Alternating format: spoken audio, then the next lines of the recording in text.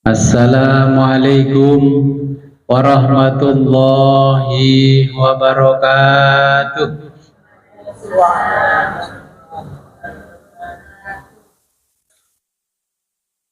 Bismillahirrahmanirrahim. Alhamdulillahi rabbil alamin. Wa bihi nasta'inu ala umuri dunya waddin. Wassalatu wassalamu ala ashrafil anbiya'i wal mursalin Sayyidina wa habibina Muhammadin wa ala alihi wa sahbihi ajma'in. Amma ba'du, la khawla wa la quwwata illa billahil aliyil azim. Alhamdulillah, pada malam hari ini kita diberikan kenikmatan yang sangat luar biasa oleh Allah sehingga bisa kembali ngaji kitab filsafat Bidayatul Hikmah. Sebelum kita mulai pengajian ini, marilah kita berkirim Fatihah terlebih dulu kepada junjungan kita Baginda Nabi besar Muhammad sallallahu alaihi wasallam, dan kepada mu'alif kitab Bidayatul Hikmah, juga kepada kedua orang tua kita. Semoga dengan berwasilah ini kita diberikan kemudahan oleh Allah di dalam mempelajari kitab filsafat.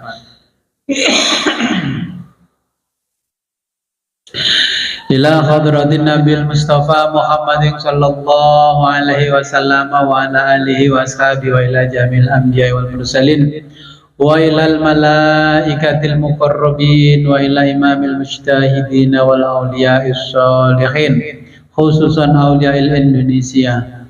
Lahumul Fatihah. A'udzu billahi minasyaitonir rajim.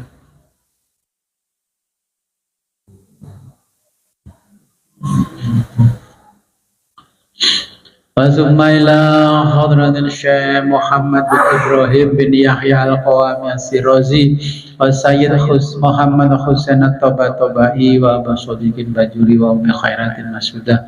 Lahumul Fatihah. A'udzu billahi minasyaitonir rajim. Bismillahirrahmanirrahim.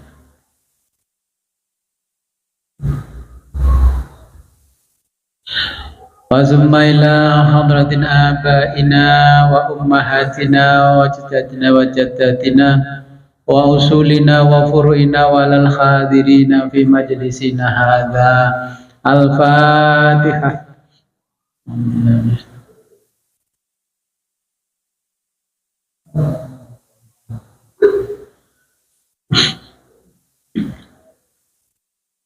Bismillahirrahmanirrahim. Rabbana atina min ladunka rahmatan wa hayyi' lana min amrina rasyada. Rabbana atina min ladunka rahmatan wa hayyi' lana min amrina rasyada.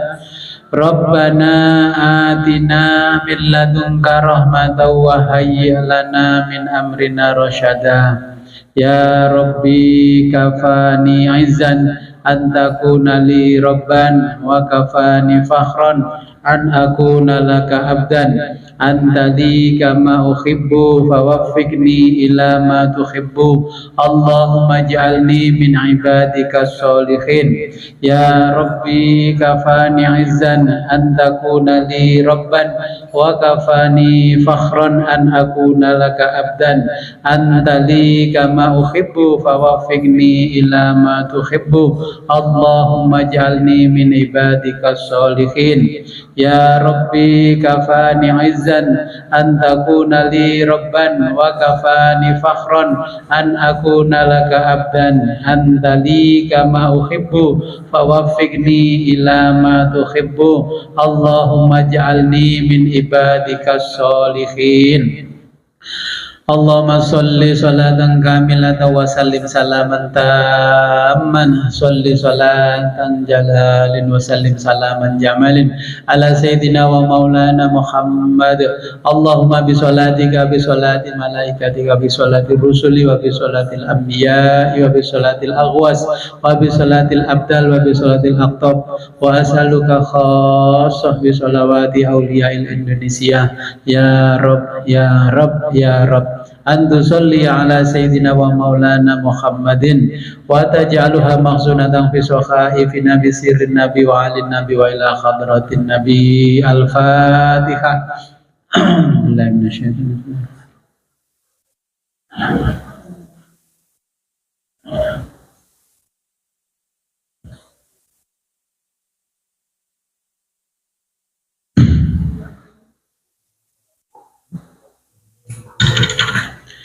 Ya, sebelum kita melanjutkan, ya,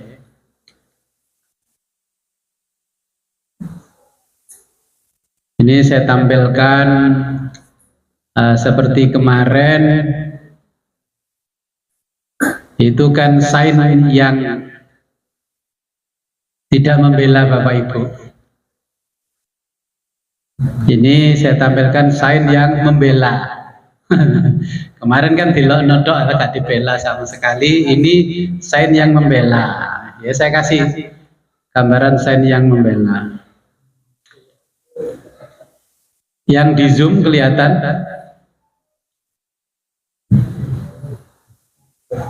Ya, kelihatan. Yeah. Kemarin rasanya kan dalam hati kok nggak ada yang dibela sama sekali agama. Ini saya carikan para pembela agama. Ya, kalau kita hidup di negeri yang penuh dogma atau negeri penyembah dogma dan penyembah para koruptor, kalau dikritisi mesti alergi, terus bintik-bintik di dalam hati marah.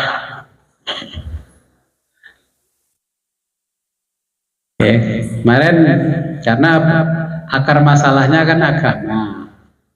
Kita kemarin sudah menjelaskan agama itu apa, ya kan sudah. Saya ulangi lagi, ini firman Allah, wa innaka la'ala khuluqin azim, ya. Dan sesungguhnya kamu Muhammad benar-benar berbudi pekerti yang agung.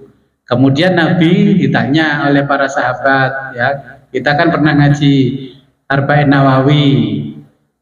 Apa yang dimaksud dengan agama? Agama adalah ad-dinu husnul khuluq. Agama adalah akhlak yang baik. Kalau akhlaknya Bapak Ibu lebih baik dari saya, berarti agamanya lebih mantap Bapak Ibu daripada saya. Walaupun saya punya gelar akademis berjejer-jejer di belakangnya. Ya, itu standar agama.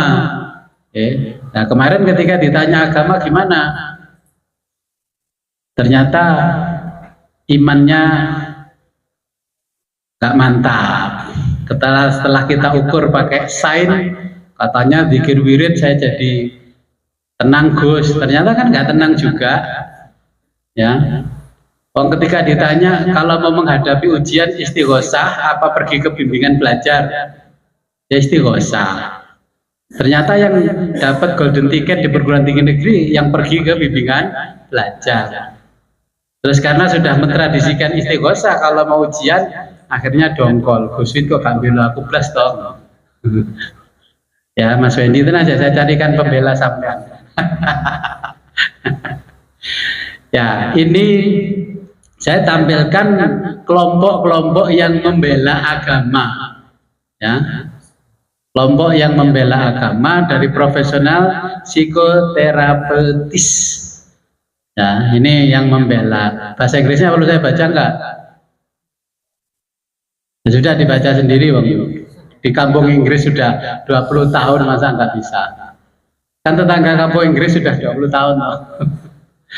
Jadi kebenaran baru melewati 3 tahap. Pertama, ya kebenaran baru ya melewati 3 tahap. New truth go through 3 stage. Ya. Bisa ngikuti enggak? First they are radical, ya. Second they are violently opposed, And then finally they accepted as self-evident. Nah, ini yang menyampaikan Arthur Schopenhauer, ya, yang menyampaikannya. Terjemah bebasnya kurang lebihnya begini: kebenaran baru melewati 3 tahap, ya. Jadi kebenaran baru itu harus melewati 3 tahap. Pertama, mereka diejek dulu. Ya, contohnya kalau Bapak Ibu ngamalkan sholawat nariyah kan diejek sama grup sebelah. Apa itu sholawat nariyah? Itu sholawat artinya neraka, karena judul sholawatnya nar. Nah, tapi semakin diejek semakin mustajab sholawat itu, ya. Kedua, mereka ditentang dengan keras. Wah, penentangannya luar biasa. Dan kemudian akhirnya mereka diterima sebagai bukti dengan sendirinya. Ya.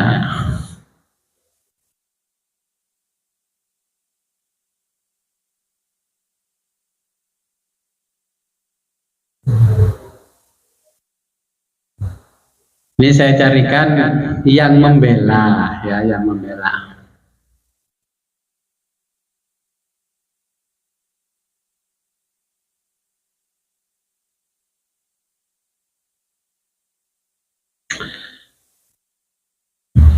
Yang di Zoom kelihatan ini, ya. Nah, sebelum saya memberikan pembelaan dan mendukung Bapak Ibu, saya sampaikan dulu jangan sampai salah paham, ya. Ini antara agama dan humanisme.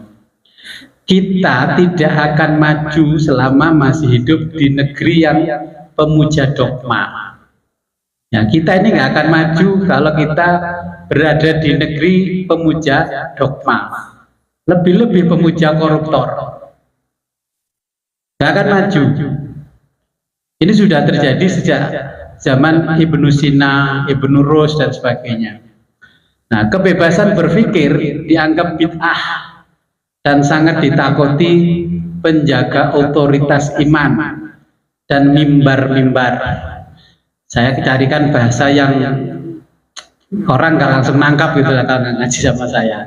Belak-belakan nanti banyak orang tersinggung. Kemudian penjaga mimbar lebih takut kehilangan otoritas daripada kehilangan kebenaran. Bapak Ibu lebih takut kehilangan kebenaran apa kehilangan otoritas? Terus kadung dari ulama salah, kira-kira mau ngakui salahnya enggak?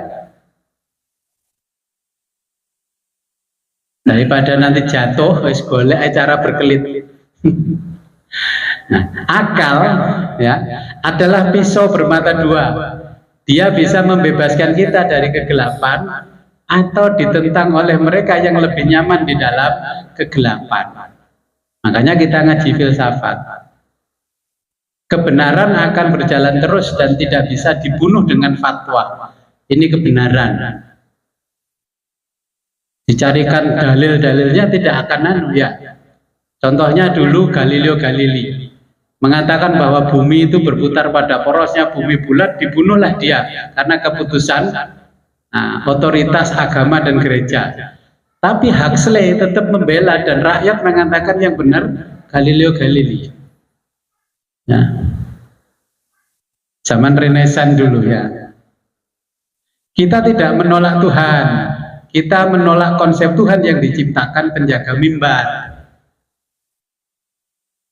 Kita akan dikutuk jika menembus batas-batas yang dianggap sakral oleh penjaga mimbar. Kata penjaga mimbar, iman tidak perlu dicari. Iman harus dijaga dari gangguan akal para filosof. Ya. Tuhan adalah realitas tertinggi dan akal murni. Dia kembali Tuhan, bukan jaksa dan hakim yang menghitung pahala dan dosa.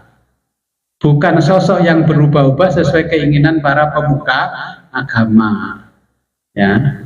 Kita tidak lahir dari iman dogmatis, kita lahir dari deduksi logis iman. Ya. Karena wis ngaji filsafat.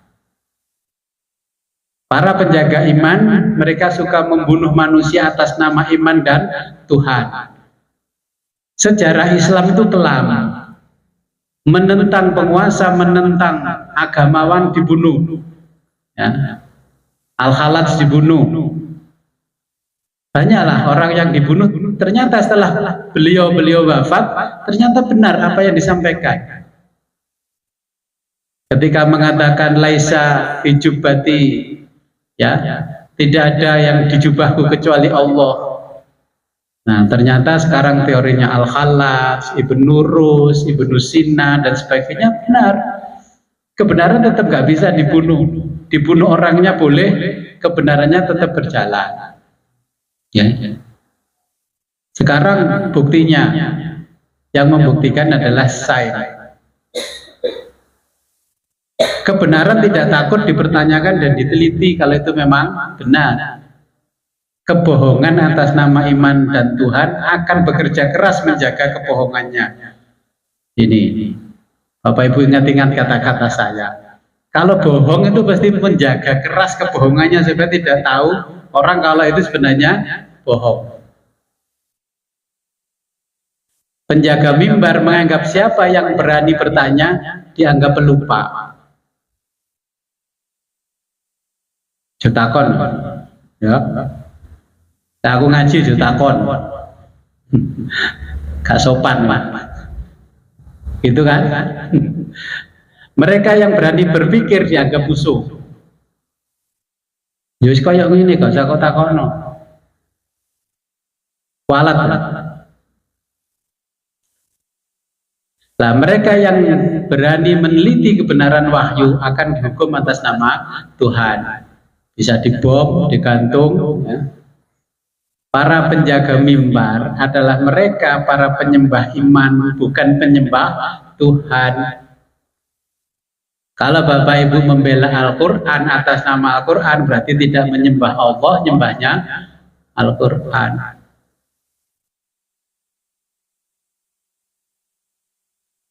Ya, sebagai konstruksi berpikirnya kita masuk ke psikologi yang membela.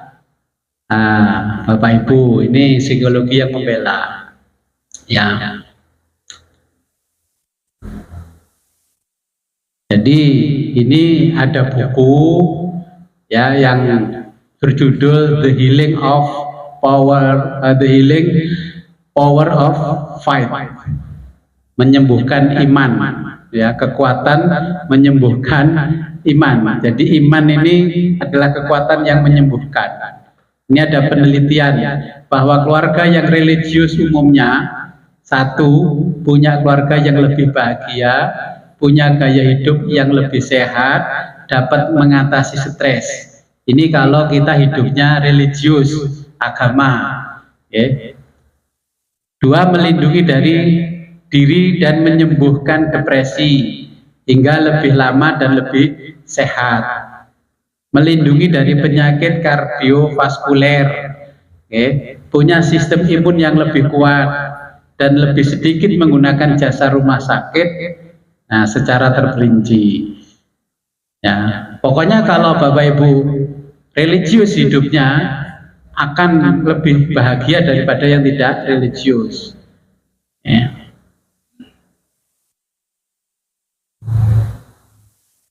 Nah, ini ada seorang yang bernama David Larsen mengeluarkan statistik luar biasa untuk meyakinkan orang tentang pentingnya mempertimbangkan dimensi keagamaan setelah ditentang-tentang oleh para saintis dan psikolog. Nah, dari penelitian sebanyak 80% orang Amerika percaya bahwa Tuhan dan atau berdoa dapat membantu mereka untuk menyembuhkan dari penyakit. Tetapi hanya 10% yang menanyakan keyakinan agama pasiennya. Jadi kalau di Amerika masuk ke rumah sakit, tidak perlu ditanya agamamu apa, yang penting disuruh berdoa. Kalau kita punya rumah sakit Islam aja nggak ada ustadznya kayak.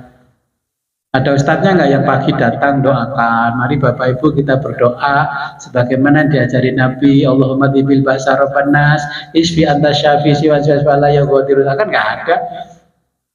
Malah dibaptis pagi-pagi Bapak Ibu kita berdoa dulu ya. Saya berdoa berdasarkan keyakinan saya, Bapak Ibu berdasarkan keyakinan Bapak Ibu. Coba bayangkan. Jadi yang menanyakan keyakinan agama pasiennya nggak ada, ya. Orang yang tidak pergi ke gereja 4 kali lebih besar kemungkinan untuk bunuh diri ketimbang orang yang pergi ke gereja. Ini di Amerika, di Eropa. Ya, sebanyak 45% yang mengikuti kegiatan agama untuk mengatasi adiksi heroin. Jadi kalau kecanduan heroin disarankan untuk mengikuti ibadah-ibadah di gereja. Nah, kalau di kita ya harusnya kalau ada yang kecanduan begitu disuruh mengikuti ibadah-ibadah yang ada di kegiatan keagamaan. Hanya saja pemuka agamanya nggak paham psikologi, akhirnya gimana mengarahkan orang yang terkena candu. Kalau di sana kan agama terus disediakan psikolog untuk memandu. Jadi lebih penting mana kitab teks suci sama teksnya psikolog? Kita taubatan nasuha konsepnya. Kalau psikolog, apa? Psikolog kan punya apa? Psikoterapi, ya. Jadi lebih manjur daripada taubatan nasuha. Nah, orang-orang yang rajin ke tempat ibadah itu yang lebih sehat daripada nggak pernah ke tempat ibadah. Sedangkan hanya 5% dari peserta program non keagamaan yang sembuh. Jadi yang tidak membawa keyakinan agama ketika diterapi ternyata malah enggak sembuh. Ya. Jadi Larsen ini mencatat toleransi spiritual dan kesehatan di berbagai hal.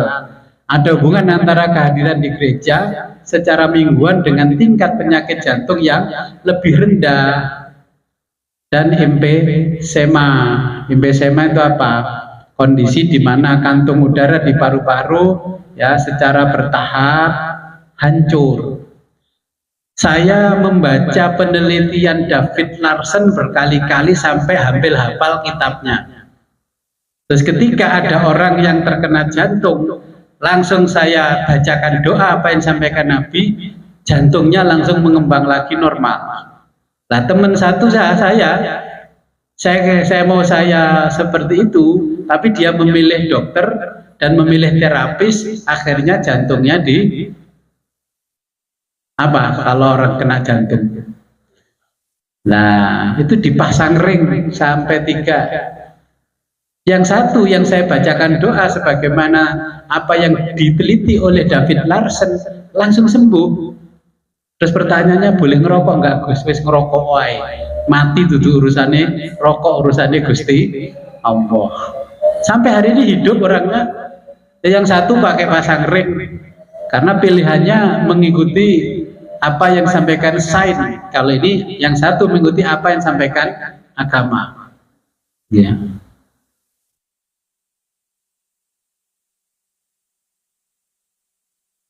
Nah, dalam penelitian yang melibatkan pasien kardiak yang kena jantung dan sebagainya ini didoakan mengalami lebih sedikit kegagalan jantung, ya, serangan jantung dan pneumonia, ya. Larsen kemudian dari hari bergabung dengan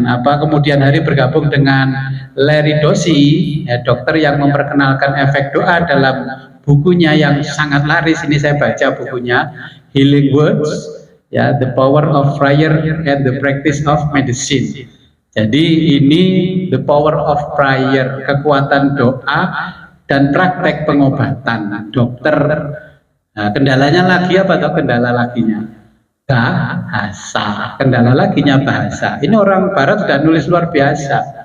Ternyata orang sholat itu menjaga kesehatan luar biasa. Diteliti ini oleh dokter yang nulis buku ini, ya. Puasa ternyata bisa memakan sesuatu yang berakibat negatif pada tubuh kita. Itu manfaatnya puasa diteliti oleh mereka. Zikir itu diteliti oleh mereka. Orang yang lebih lama zikirnya itu secara mental lebih baik kondisi mentalnya daripada yang zikirnya zikir gak. Dengan kalau zikir gak berarti mentalnya perlu dibawa ke David Larsen. Iya, karena kemarin kan sudah tahu ternyata kitabnya psikolog lebih manjur daripada kitab suci. Ya. Ini para pembela agama dan saya mengikuti yang bela agama ini sebenarnya. Tapi saya juga tidak mau taklid buta, ya.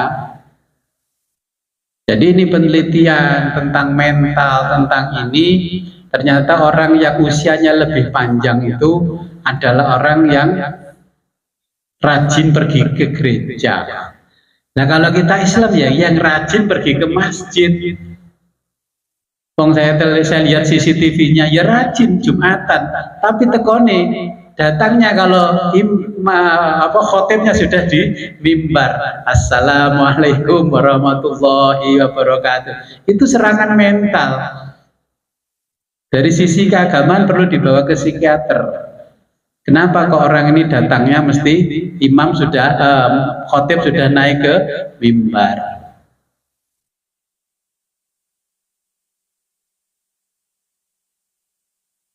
Nah, ini terjadi karena perubahan paradigma sains, okay.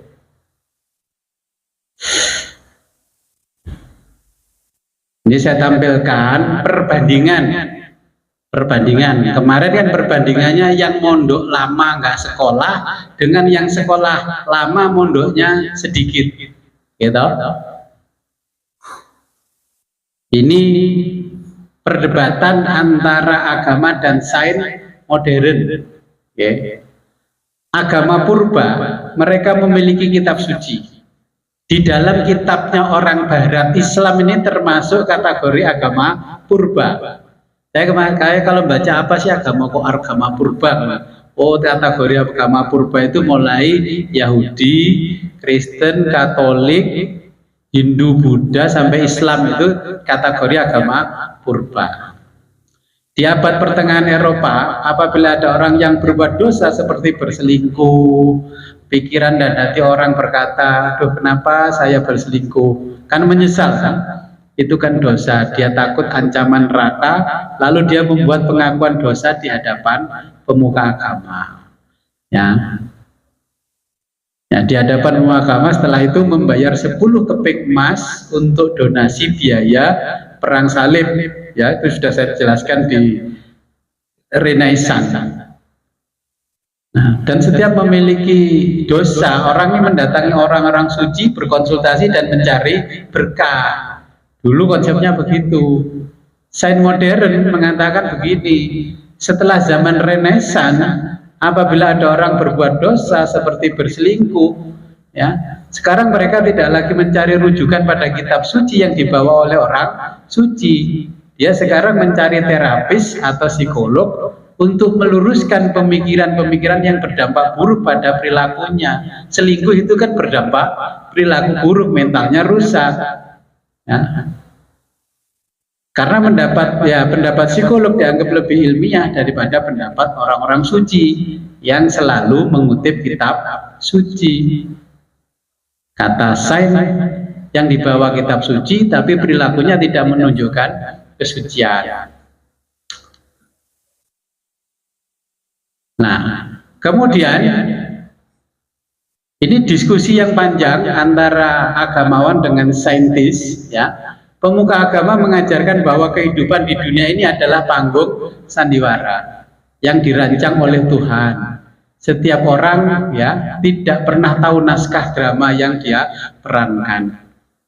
Percaya nggak kalau hidup ini panggung sandiwara? Sampai nyanyian Ahmad Albar kan hidup ini panggung sandiwara, dibantah oleh sains. Sains modern menolak bahwa kehidupan ini panggung drama, bukan panggung drama, ya, karena kita tidak pernah menjadi aktor yang diberi teks untuk menjalankan peran kita, kan nggak pernah diberi teks. Nah, ini perbedaan agamawan dengan ilmuwan.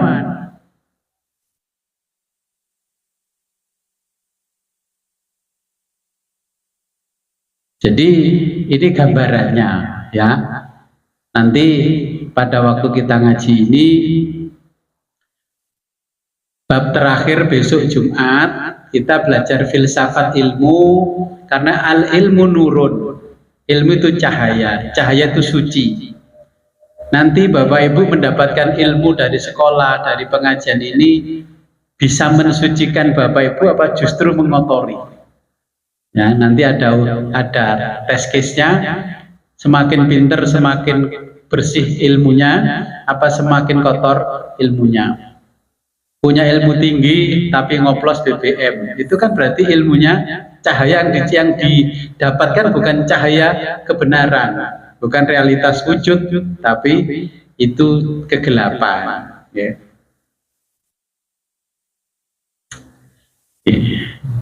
Ini sekilas pandang saja saya jelaskan tentang paradigma berubahnya sains modern yang sangat cepat. Makanya kalau kita nggak ngikuti sains modern, kita akan ditinggal oleh zaman. Sebelum saya lanjutkan ke teks Arabnya, mungkin ada pertanyaan? Ya, nanti sambil berjalan juga saya jelaskan. Sampai kadzalikal wujud itu ya. Yeah. Oh, silakan.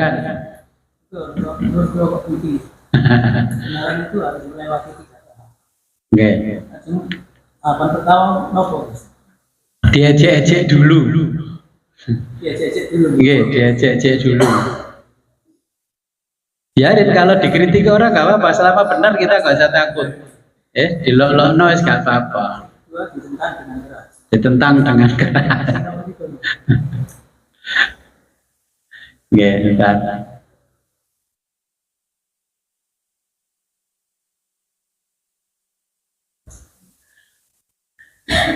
Jadi akhirnya kebenaran terbukti dengan sendirinya.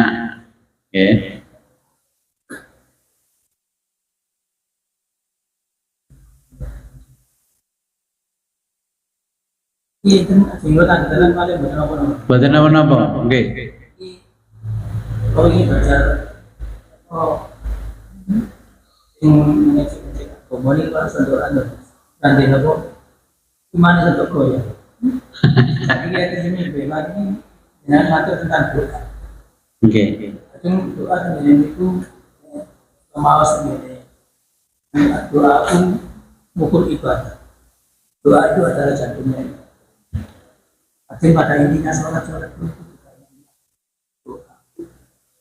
Ini lagi mau semalam itu ada doa yang dijabai di dunia, ada pula yang ditunda diberikan di akhirat. Tapi tentang doa, jadi kita ini kita sendiri yang merasakan doa. Banyak sudah banyak yang kita ikuti dengan keyakinan. Kamu berdoa yakinlah macam-macam gitu. Lama doa itu bisa gitu. Nanti kita itu tidak mau ngarang dengan ini tanda-tanda doa diterima dia.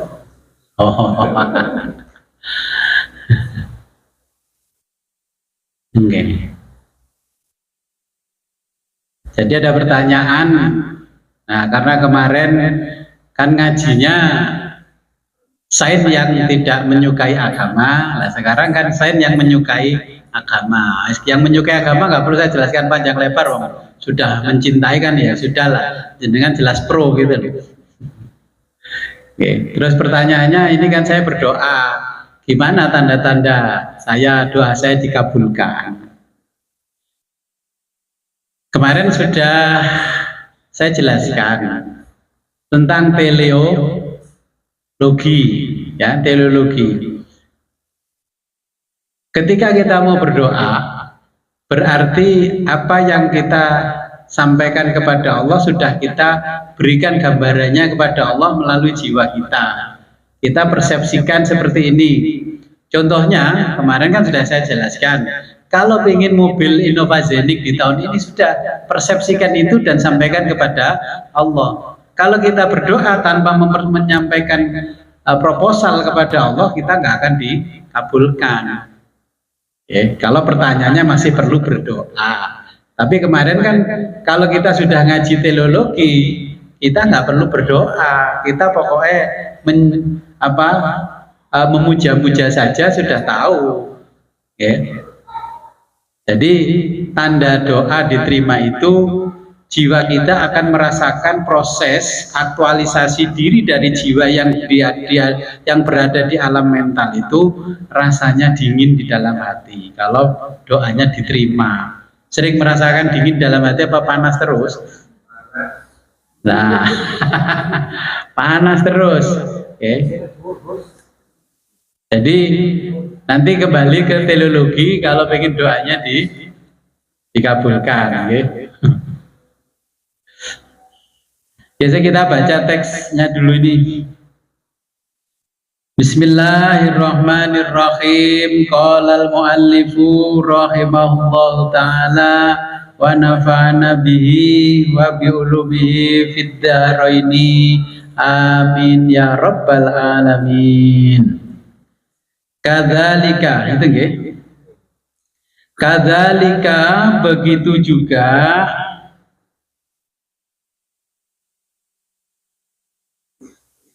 al-wujudu wujud.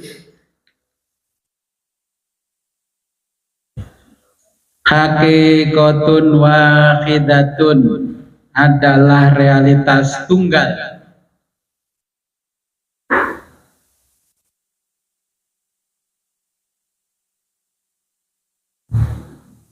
Zatu yang memiliki marotiba tingkatan,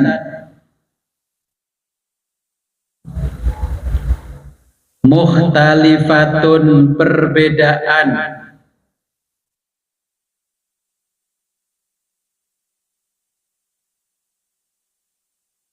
mutamayizatun yang dibedakan,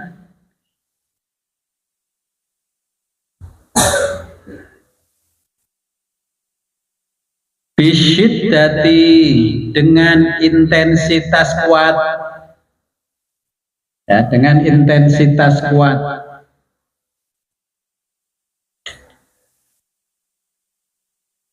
wadhifi dan intensitas lemah,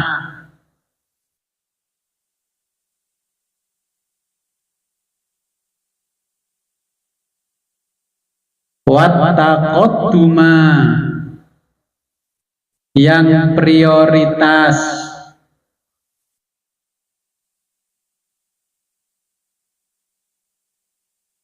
watta'akhkhara yang posterioritas,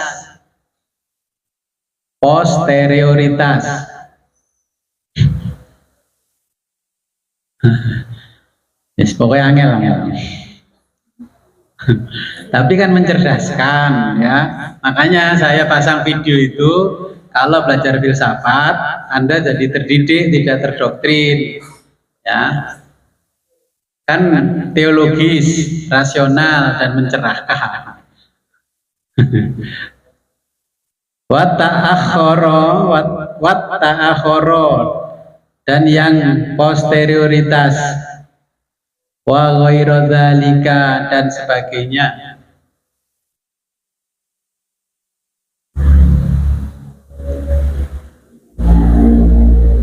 Fayarji'u maka kembali pada wujud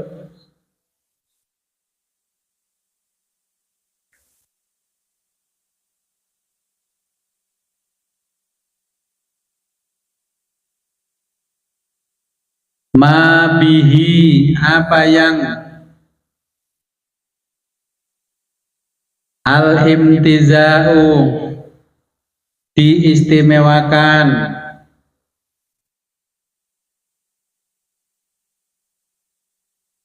fiha di dalamnya,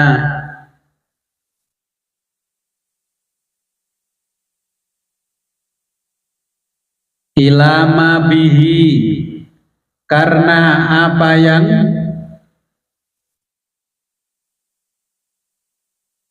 al-ishtiraku dibedakannya,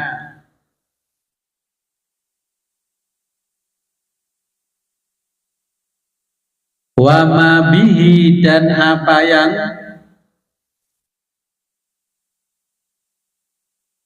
al-ikhtilafu menjadi wujud berbeda.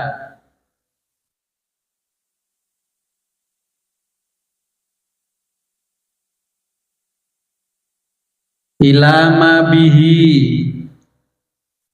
adalah apa yang membuat wujud. Ilama bihi adalah apa yang membuat wujud. Al-ittihadu bersatu. Ya, ittihad bersatu.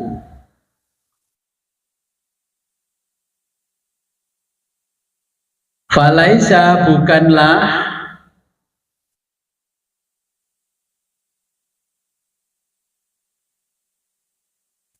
khususiyatu syai'in,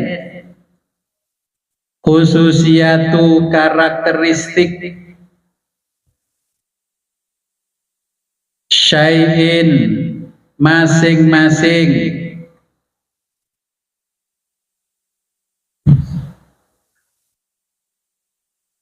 minal marotibi dari tingkatan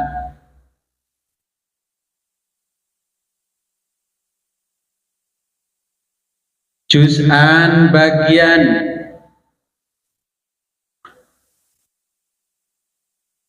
mukawwiman pembentuk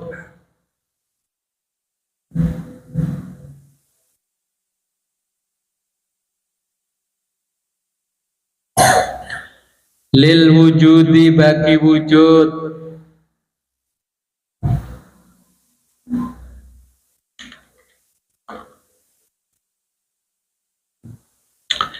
Libasatotihi mengingat wujud bersifat tunggal.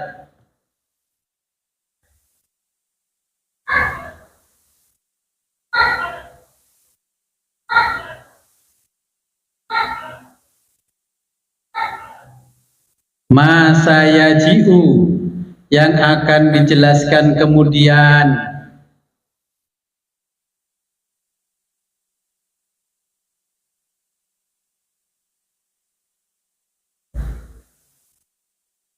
Wala amron bukan perkara,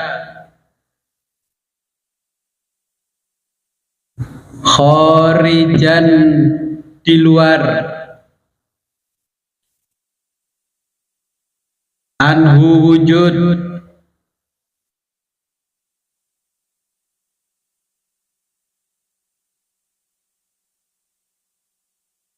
lianna karena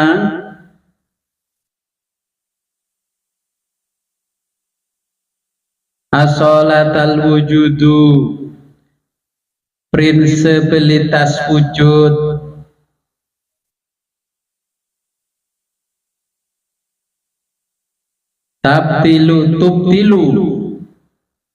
tubtilu menolak mahwa segala sesuatu ghairuhu selain dirinya,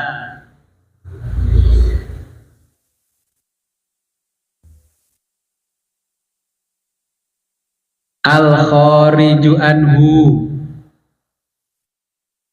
di luar dirinya, al-khariju di luar anhu dirinya, bal tetapi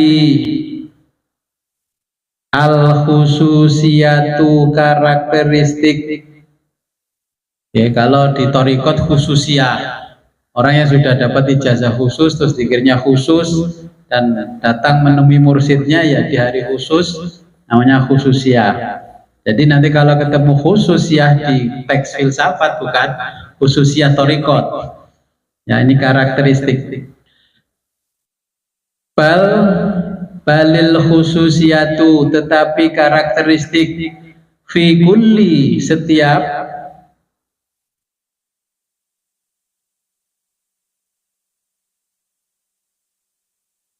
martabatin tingkatan mukawwimatin membentuk linafsi sendiri al martabati tingkatannya,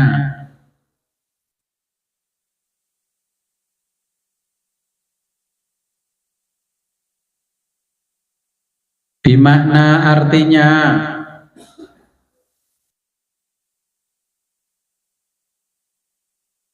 malaisa bukan berarti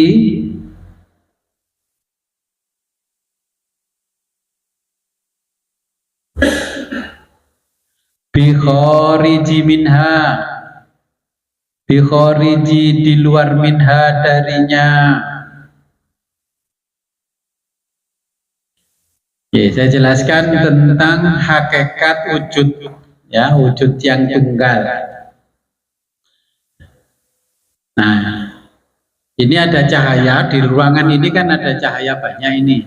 Wujud cahayanya sama, ya, wujud cahayanya sama.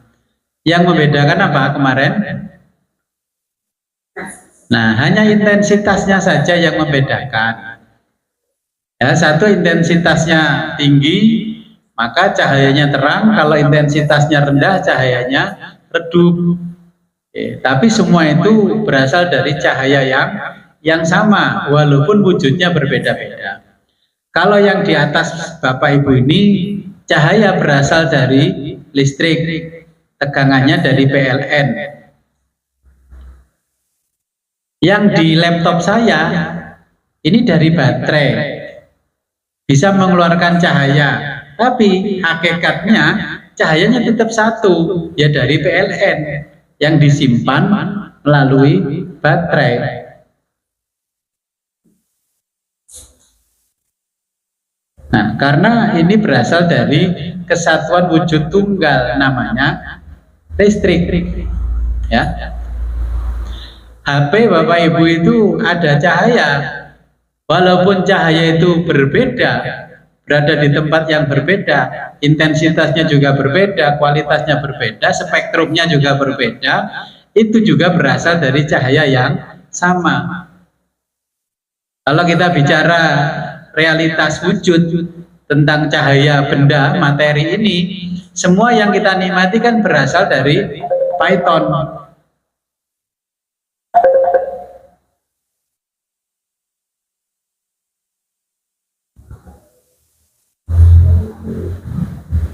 Sebentar, kalau nggak dimatikan lupa ini. Jadi yang membedakan adalah intensitasnya. Kalau kita bicara Pulau Jawa dan Bali, semua energi berpusat di Python, ya, berpusat di Python. Apapun yang ada di sini tetap di Python. Pesawat bisa terbang, lampunya itu juga dari Python, karena cas lampunya energi dari listrik yang diambil dari satu sumber. Kita analogikan listrik, ya.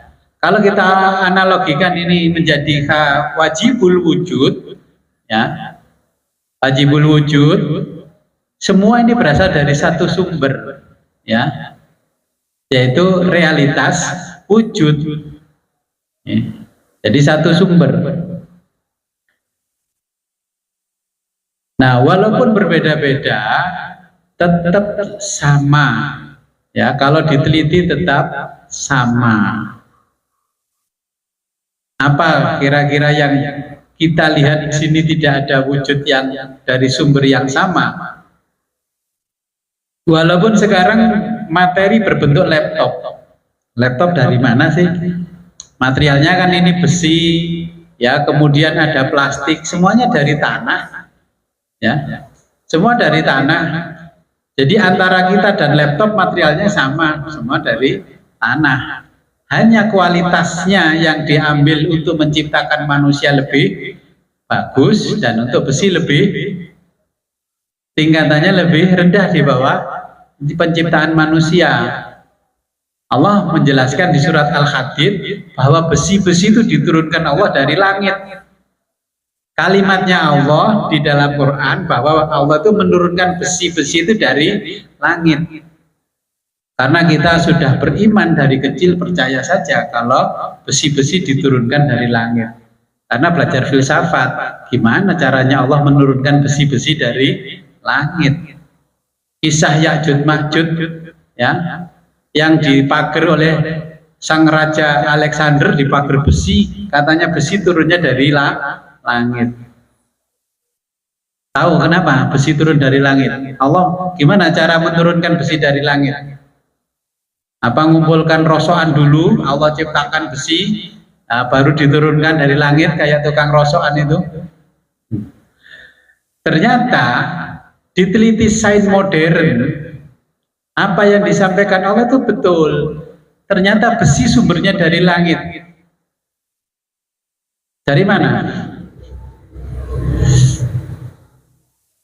Jadi setiap Allah menurunkan hujan, dan dari air hujan itulah materi besi diciptakan oleh Allah. Maka kalimatnya Allah dalam bentuk teks suci, aku turunkan besi-besi ini dari langit. Karena nggak pernah belajar filsafat, bayangkan lembaran besi-besi diturunkan Allah gentewang dari langit. Oh, ternyata diteliti sains modern, besi itu tercipta dari air hujan yang turun dari langit. Sains ya, agama mengatakan bahwa kota Mekah itu umul qura, induknya semua negeri di dunia ini. Umun ibu, qura negeri, induknya semua negeri. Apa betul? Percaya nggak? Orang yang biasa bikin konten Jawa, Jawa lah yang paling tua. Tapi teks suci Quran mengatakan Mekah yang paling tua, dan itu menjadi pusat titiknya bumi. Diukur ke sana kemari, ternyata betul. Astronom modern mengukur bumi dari putaran kemanapun ketemunya titiknya tetap nolnya di Ka'bah. Ya. Tapi sayangnya Ka'bah kan ada kisahnya si Nabila sama siapa? Masih ingat?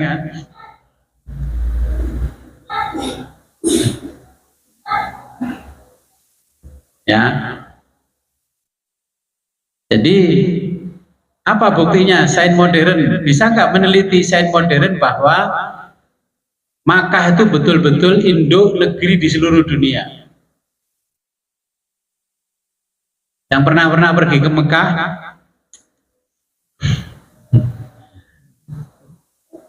Quran, percaya Quran enggak? Saya percaya Gus, nggak usah diteliti-teliti pusing gitu. Iya, kita kan berhadapan dengan sains.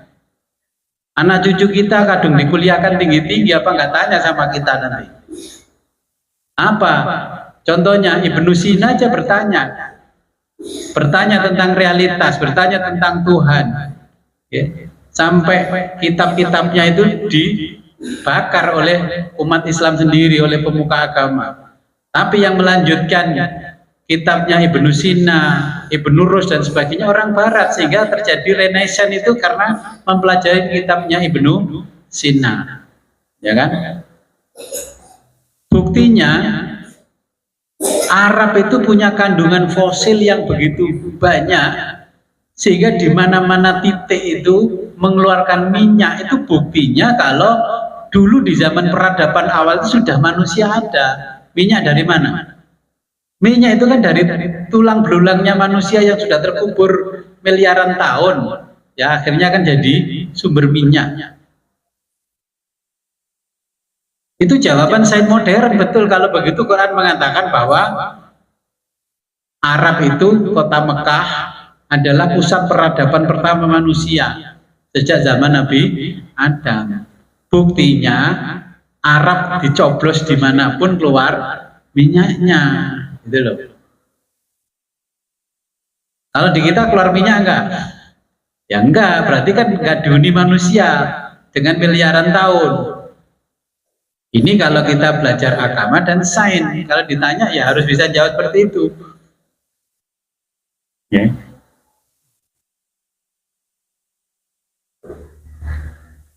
Jadi inilah kesatuan wujud. Jadi wujudnya di mana-mana sama. Ya kalau manusia kan cuma beda ganteng dan tampannya saja kan. Yang lain-lainnya sama. Lihat nanti kalau ada anak baru lulus kuliah itu kan belum glowing, ya kalau perempuan. Nanti kalau sudah bekerja 2 tahun sudah tahu yang namanya make up langsung glowing, kepala sekolah, gurunya, tetangganya lupa. Anak-anak ini nanti lihat kalau sudah lulus kuliah mesti glowing ngalahkan yang tua-tua ini. Nah, percaya foto hari ini simpan 10 tahun akan datang. Wajahnya Vivi Indah mesti berubah. Mesti tambah ayu. Karena sudah kenal sains modern. Jadi ini adalah tentang hakikat wujud tunggal, tapi bukan wujud yang dimaknai sebagaimana teologi orang Katolik. Artinya apapun wujudnya yang kita lihat, realitas yang kita lihat di muka bumi ini berasal dari satu wujud. Saya tidak menjelaskan galaksi jumlahnya berapa ini dari sisi astronomi yang dipelajari oleh Islam karena kelamaan. Kira-kira kita bicara as-sholatul wujud bisa memahami. Saya kasihan ya, seperti Abah Zaini saking mikir filsafat, mimisen gak sembuh-sembuh. Ini banyak yang pamitan badannya gregesi. Alhamdulillah saya alhamdulillah kalau gregesi. Berarti ngaji filsafatnya merasuk. Oke, silakan. Lah, saya begini ya, apa dengan matur wujud tunggal. Ini bisa dicontohkan seperti manusia, tapi misal asalnya manusia ini kan wujud tunggal. Untuk Indonesia, maka bisa dicontohkan seperti ini.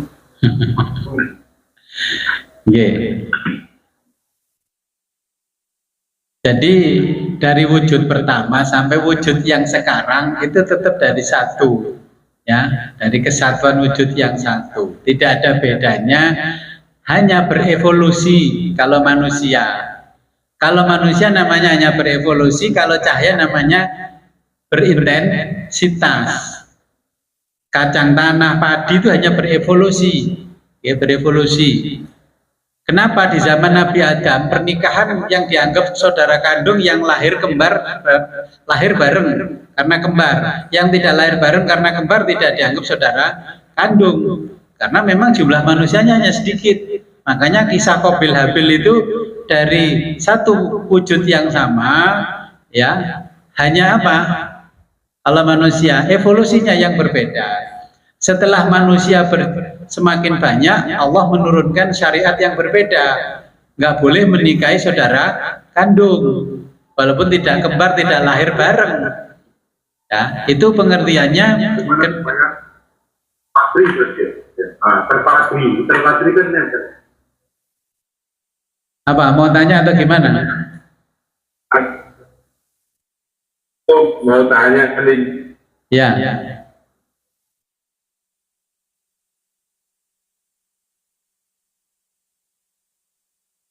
Kok mati mau tanya?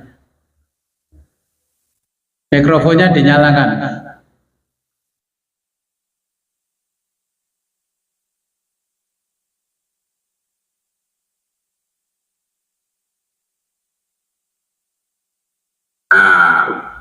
Udah Gus. Ya, sudah ya. Jadi ingin minta sesuatu nih Gus, supaya saya nih di dalam mempelajari atau mengikuti bimbingan dari Gus ini, saya ini benar-benar bisa memahami dan nggak males-malesan gitu loh Gus. Saya ingin supaya Gus ini saya diberikan sesuatu yang bisa menghilangkan hal-hal yang malas itu Gus. Gimana itu Gus? Terima kasih. Assalamualaikum. Supaya terbaik gitu loh Gus. Oh ya. Kemarin kalau hadir kan berarti. Oke, makasih Gus. Ya, sama-sama. Waalaikumsalam. Kemarin kan kita sudah bicara neuroscience. Ya, kalau bicara neuroscience, kenapa orang jadi malas? Ada permasalahan di otaknya. Ya, ada permasalahan di otak. Itu yang perlu diterapi otaknya. Yang malas, ya kemarin kan kita sudah bicara neuroscience. Nah, karena kemarin tidak masuk, setengah mainan nonton bola, akhirnya ketinggalan pelajaran neuroscience. Kemarin agama dan psikologi menjelaskan kenapa orang jadi malas, kenapa orang jadi tidak istiqomah. Nah, karena kita perlu psikoterapi yang ada di dalam neuroscience kita. Isi otak kita inilah yang menyebabkan kita malas. Ya. Makanya kalau kita kembali pada pelajaran Pitagoras, kita ini kan harus mengendalikan diri kita, bukan kita dikendalikan oleh diri kita. Sudah diajari Pitagoras, kalau sedekah itu lebih baik daripada meminta, tapi faktanya kan banyak orang buat proposal. Membagi takjil lebih baik daripada minta takjil. Ya. Jadi ngaji lebih baik daripada tidak ngaji, kata Pitagoras, bukan kata saya. Qiyamul lail lebih baik daripada tidak qiyamul lail. Padahal sudah dibangunkan nyamuk qiyamul lail, tapi nggak mau bangun. Kata nyamuk, besok nggak gue bangunin lagi kalau gitu. Ya kan? Kita digigit nyamuk itu di malam hari jam 2, jam 3 malam, karena nyamuk tahu diperintah oleh Allah, bangunkan Pak Budi, Pak Zulmi. Tapi sudah sering diperintah Allah untuk membangunkan, nggak bangun-bangun. Ya sudah, nyamuk pergi. Emang gue pikirin sudah dibangunin berkali-kali nggak bangun. Terus lapor sama gurunya, Tuan Guru, itu ada jamaahmu di Tangerang Selatan, padahal itu tetangganya Buya Uci, Atur Tusi. Saya sudah diperintah Allah untuk membangunkan dia berkali-kali nggak bangun, karena ada neuroscience yang ada di kepalanya bermasalah. Berarti perlu dikeluarkan darah kotornya dari kepala, karena selama ini pemikiran-pemikiran yang dajjaliyun itu bukan paripatetik ya, bukan masaiyun, tapi dajjaliyun menyelinap di otak kita. Ya. Jadi pemikiran itu harus disikoterapi dulu. Lah gimana caranya? Ya harus ketemu yang nerapi. Terapi nggak bisa lewat online. Kalau ngaji bisa. Ya, berarti harus langsung ketemuan ya Gus ya. Ya. Apa dibekap? Ini saya contohkan. Bapak-bapak berdua ini pemilik rumah sakit tapi nggak sehat. Nah, Aneh ini, pemilik rumah sakit tapi nggak sehat mentalnya. Ya. Jadi beliau berdua pemilik rumah sakit tapi nggak sehat. Perlu kita terapi ini. Berarti ada kegagalan di alam mentalnya, bukan alam eksternal. Kalau alam eksternalnya sehat, punya rumah sakit dan pasiennya banyak, tapi pemiliknya malah nggak sehat. Kata Sayyidina Ali, orang yang punya rumah sakit belum tentu sehat. Karena yang menjadi sumber penyakit dia geluti setiap hari. Yang cenderung kena COVID yang paling bahaya siapa? Pasien apa dokter? Dokter. Maka saya ingatkan, itu rumah sakit serahkan ke orang lain mengelola, ya, biar tidak kena gangguan mental. BPJS tidak klaim sudah otaknya pening, lah itu yang jadi malas. Ini saya baca dari otaknya, sering BPJS tidak mau bayar klaimnya pasien di rumah sakit. Akhirnya bos-bos dua ini kepalanya pusing. Ya, nanti saya ajari bagaimana BPJS bisa bayar klaimnya. Oke Gus, terima kasih. Ya. Gus. Assalamualaikum. Waalaikumsalam. Oke, silakan yang lain.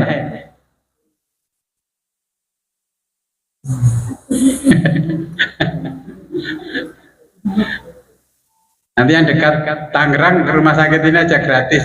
Kalau nggak digratiskan nggak boleh ngaji lagi.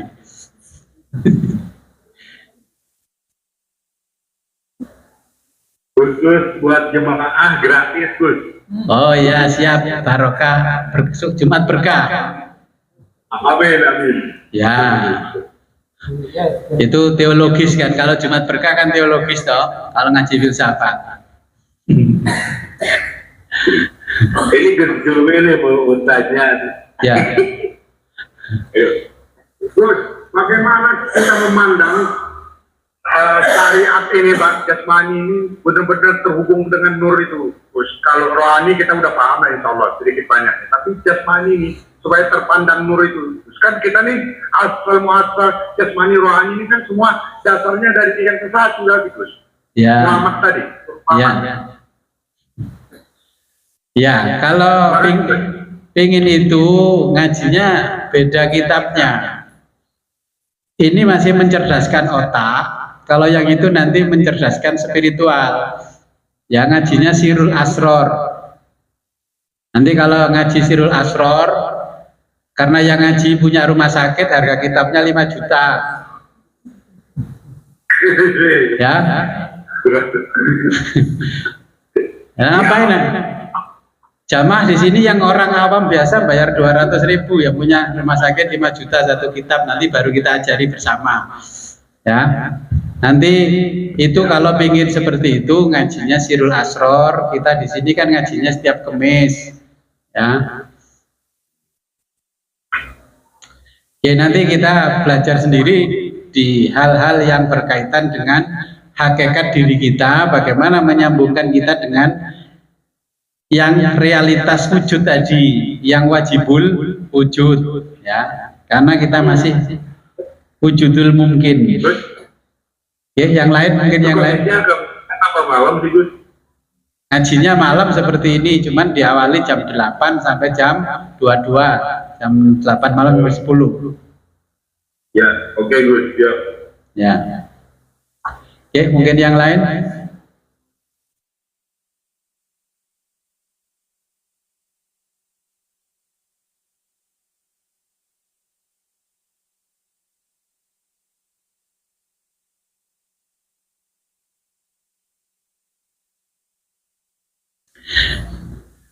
Ya, kalau nggak ada pertanyaan, saya lanjutkan baca teks Arabnya.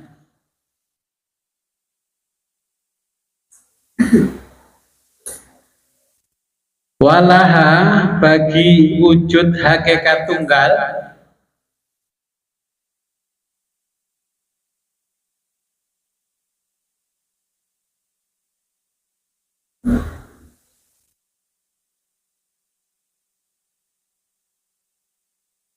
kasrotun memiliki banyak,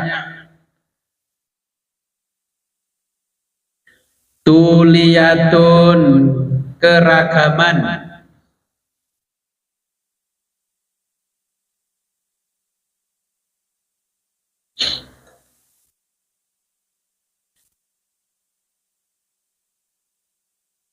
bi'tibaril marotibi, bi'tibari dengan relativitas, al marotibi tingkatan-tingkatan,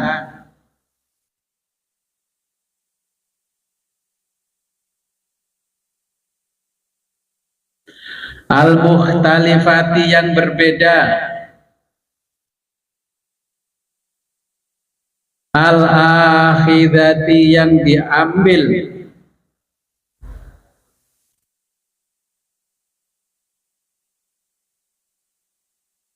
min ad'afi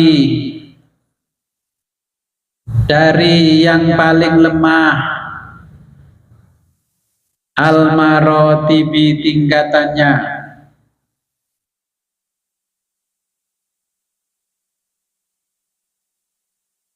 wahya dia,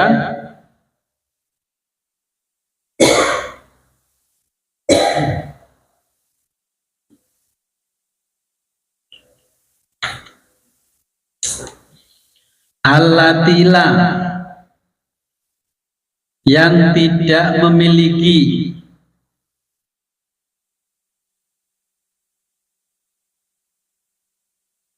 fi'liyatan aktualitas, fi'liyatalaha aktualitas,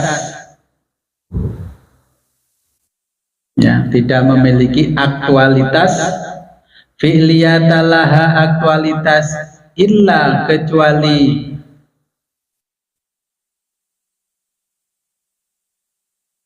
adamul fi'liyati, adamu ketiadaan, al fi'liyati aktualitas.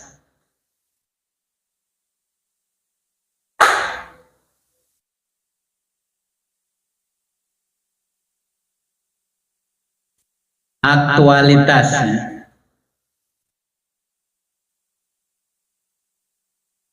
Wahia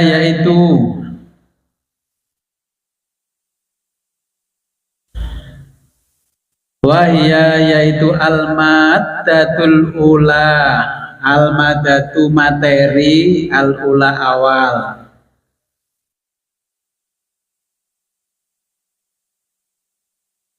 Al-waqi'ati realitas, jadi materi realitas awal gitu ya kalau diterjemahkan. Fi ufukil adami, fi pada ufuki cakrawala, al adami ketiadaan,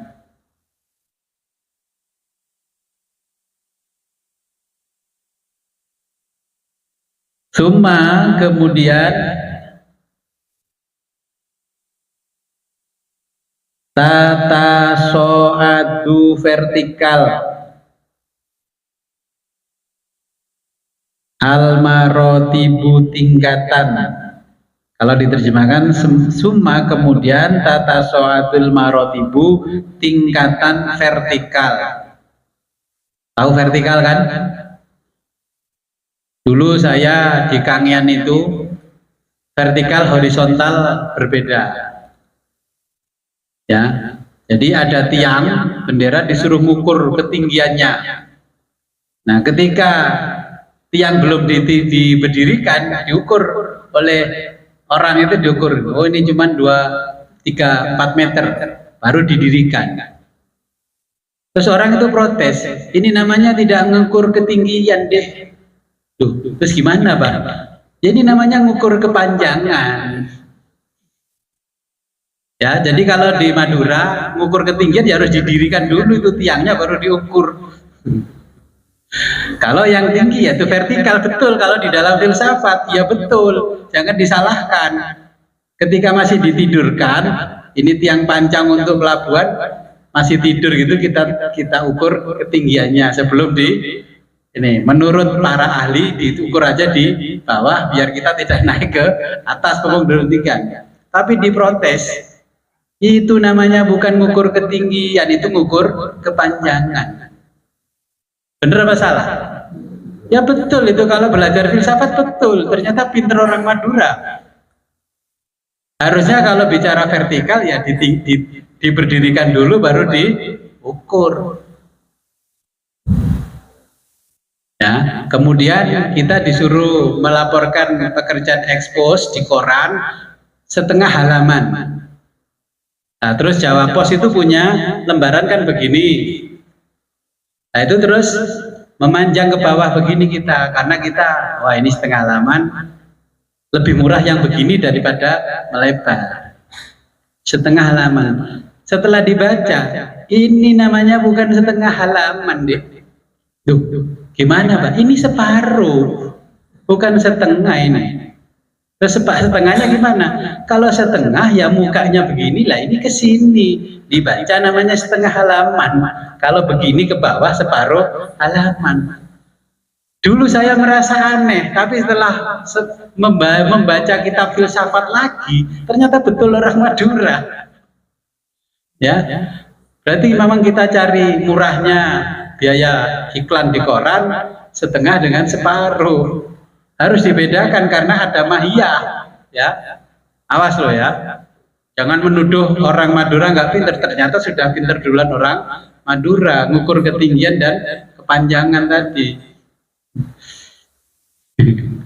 Ya. Fi ufukil adami, pada cakrawala al adami ketiadaan. Summa kemudian tata so'adu vertikal. Al-marotibu tingkatan, jadi tingkatan vertikal. Ila sampai antantahi berakhir. Kalau nulis kitab biasanya kan intaha, ya, sampai akhir.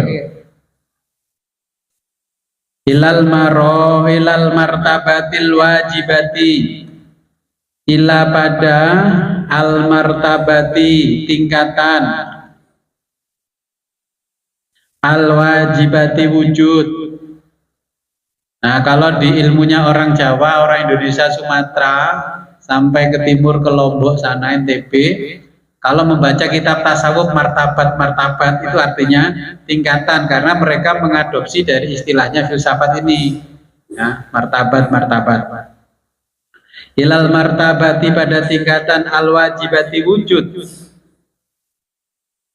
lidzatiha niscaya, jadi wujud niscaya.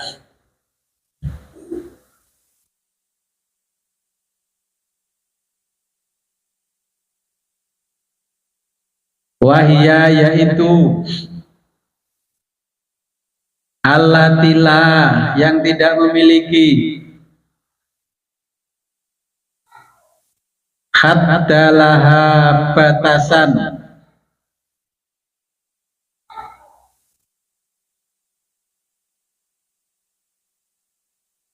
illa kecuali adamu ketiadaan, al-haddi batasan, jadi batasan ketiadaan.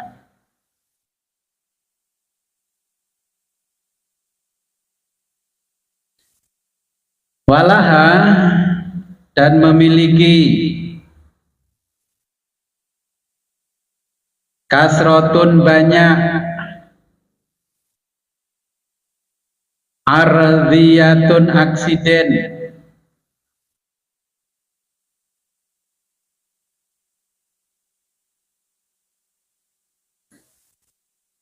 bi'tibari dengan menunjukkan takhossusiha karakteristik khusus,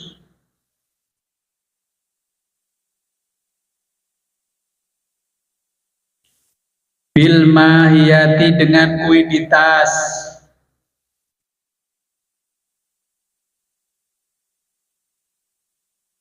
al mukhtalifata yang beragam,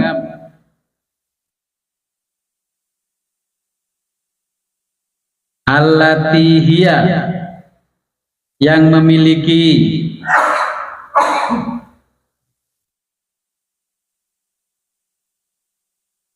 masarul kasroti, masaru sumber, al kasroti kejamaan.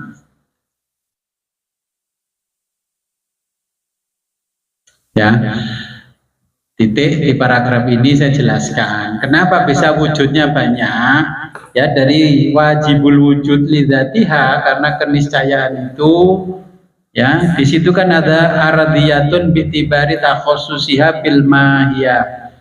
Jadi kita ini hanya aksiden dari wajibul wujud, ya. Jadi kita ini aksiden dari zat yang wajibul wujud. Kalau belajar Sirul Asrar, kita kan pancaran dari Allah. Kemudian Allah mentajalikan dirinya kepada kita. Makanya kalau kita ingin paham ma'rifat, yang pertama kan harus ma'rifatun nafas. Kalau sudah ma'rifatun nafas, ya berarti kita belajar yang as-sholatul wujud ini lebih mudah, ya. Jadi dengan wujud yang berbeda-beda adanya ini, karena ini yang dinamakan aksiden.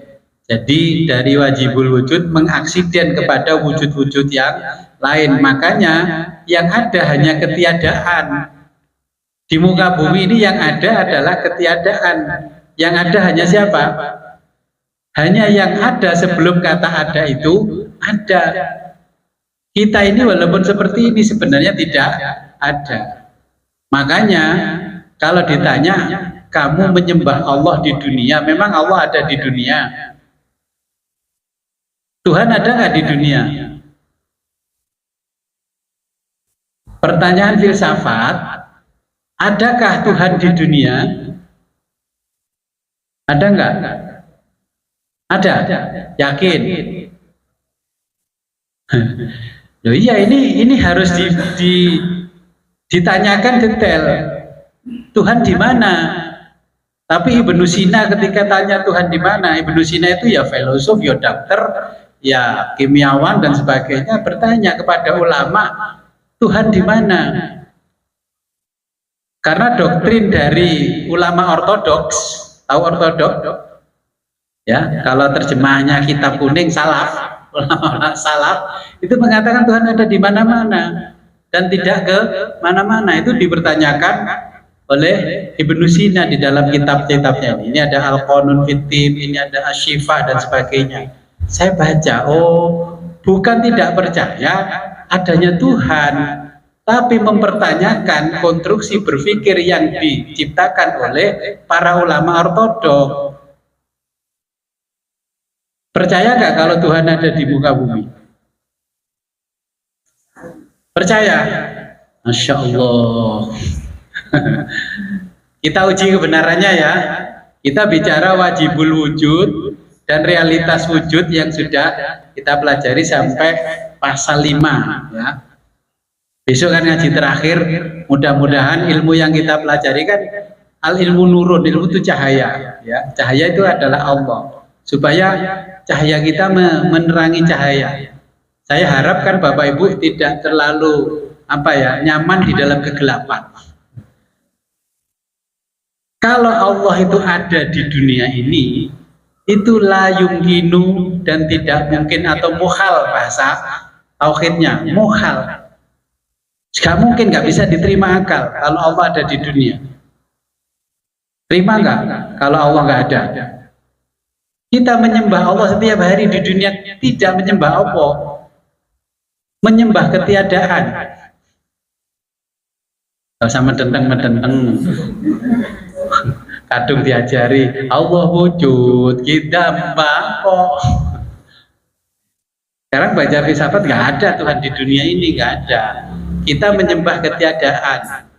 Wah, kalau gitu Gus terpengaruh pemikirannya Syekh Siti Jenar. Iya, jelas itu terpengaruh. Karena yang dipelajari Syekh Siti Jenar sama yang saya pelajari sama.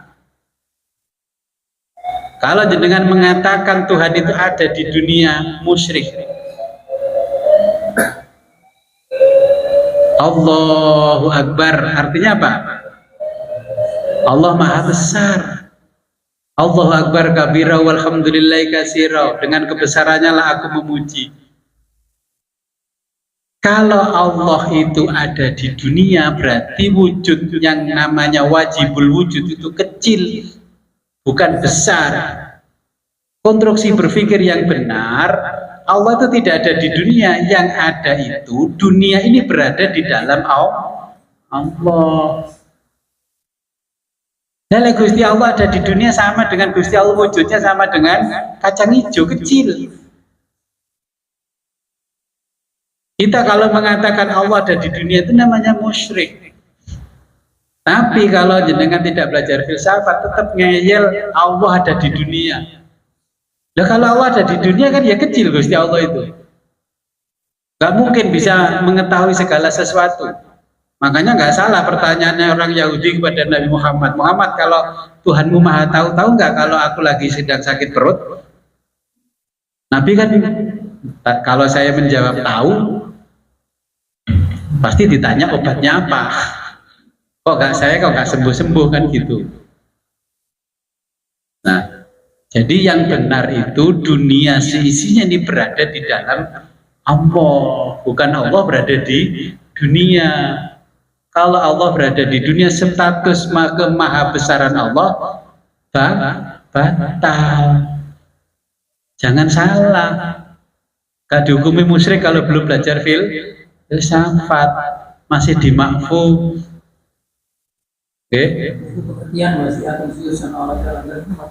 Lah, apal teks sucinya tapi gak paham jarene filsafat.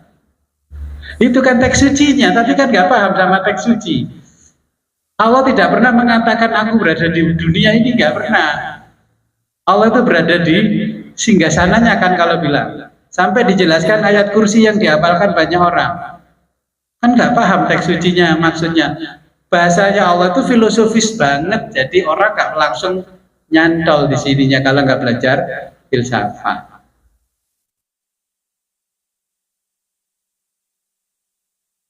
Tak mungkin Allah berada di galaksi, nggak mungkin. Iya kan? Selama ini kita belum nanti. Lah, dia tahu sudah tercerahkan. Tuhan tidak ada di dunia. Berani menjawab kalau ditanya Tuhan tidak ada di dunia, yang ada ketiadaan. Gitu. Wah, ini mulai stres ngaji filsafat Agus itu. Berarti kalau Allah itu tidak bertempat berarti ya? Iya. Allah tidak bertempat. Mana Quran menunjukkan bahwa Allah bertempat? Nah, tidak ada, Gus. Ya tidak ada. Makanya jangan dibayangkan Allah berada di singgasana seperti raja. Aku pernah berbuat orang.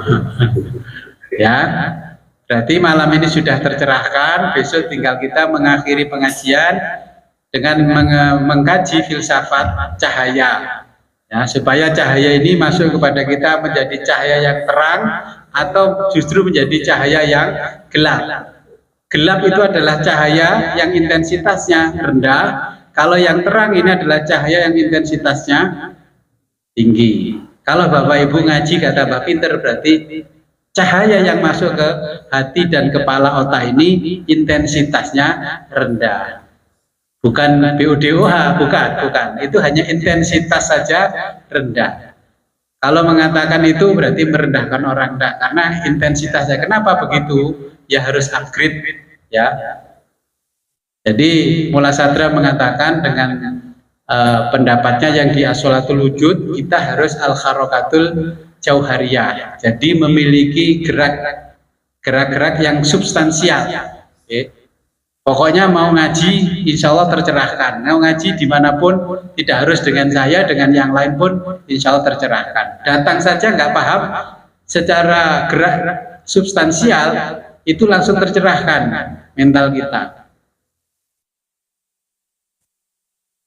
Oke, kalau nggak ada pertanyaan, nanti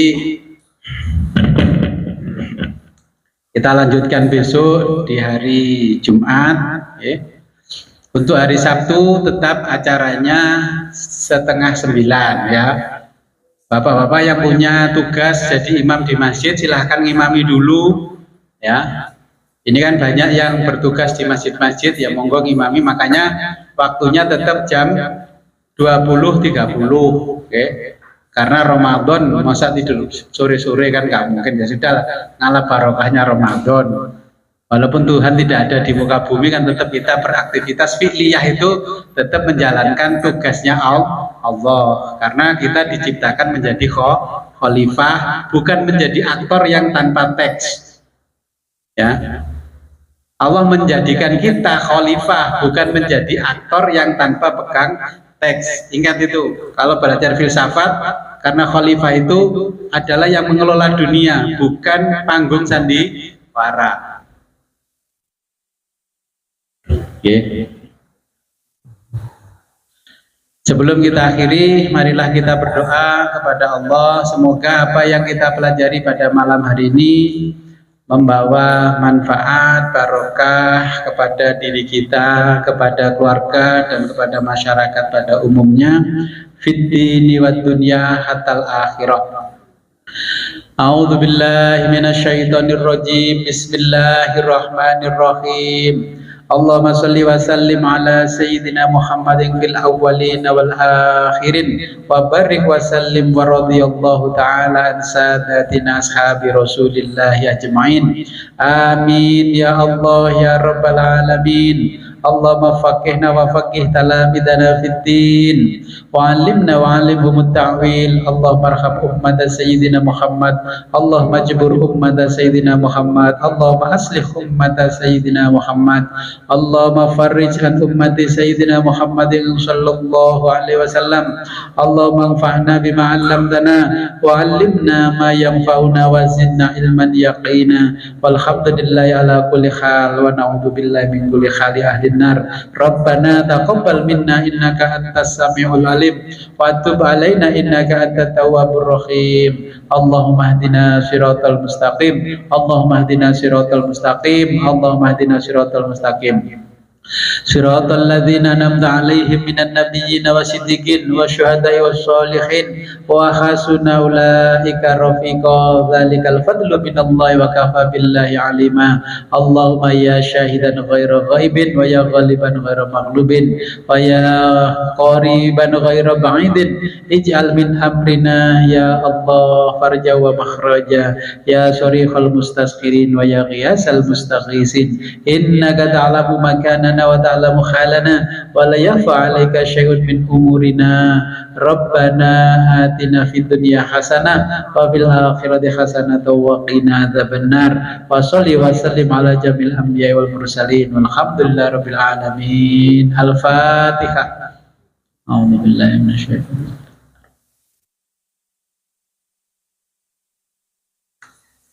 Akhirul kalam, ihdinas siratal mustaqim, wa billahi taufiq wal hidayah, wa ridha wal inayah. Wassalamualaikum warahmatullahi wabarakatuh.